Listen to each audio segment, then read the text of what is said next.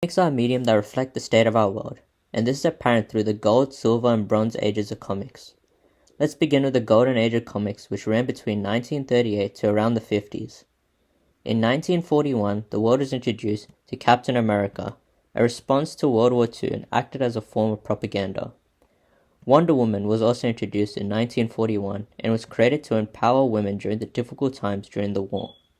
Comics during the Golden Age had a strong presence of war, but as the war ended, service members and general audiences were not interested in superhero stories anymore. This lack of interest resulted in a major increase in more genres of comics, more specifically crime, romance, and horror. The comic market was starting to become saturated, so to stand out from other comics, comic creators would have to gain attention by creating over-the-top covers, usually depicting very graphic or ultra-violent scenes. A lot of these comics were marketed to children and were easily accessible from newsstands, so this caused a problem. In 1954, Dr. Frederick Wertham, a psychologist who created a book called Seduction of the Innocent, had a problem with the state of comic books and how comics were perverting the minds of children. In result of Wertham's book, comics were taken to court, and now comic creators were forced to follow the comic code. This comic code was a seal put on all comics to indicate that this comic book was safe for children. Comic creators had to follow strict guidelines because of this seal, so anything that could be viewed as controversial was not allowed.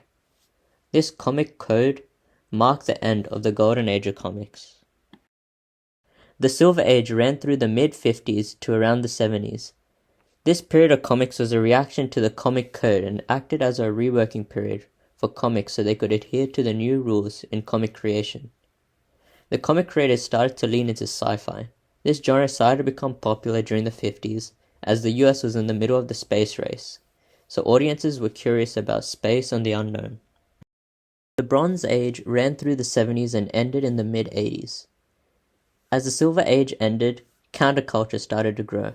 Ideas of free love and diversity were very prominent at the time. The Bronze Age was in the middle of the Vietnam War, and this is a time where people were angry with their government. This anger towards the government was reflected in Captain America's new black suit with no American branding and the new name Nomad. Minority characters and female characters were starting to get their own comic books. Diversity started to take place in comics, even if it was sometimes stereotypical.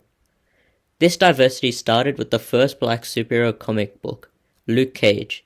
Characters like Shang-Chi, Blade, John Stewart Green Lantern, Storm, and many more started to appear and get their own comic books. The first issue of Ms. Marvel in 1977 focused on equal pay and rights for women. The most important comic book to come out of the Bronze Age was Green Lantern's Return in 1970. This comic book focused on issues like racism, poverty, and environmental pollution. This is a brief look at the history of comics and how comics reflect the state of our world. Thank you.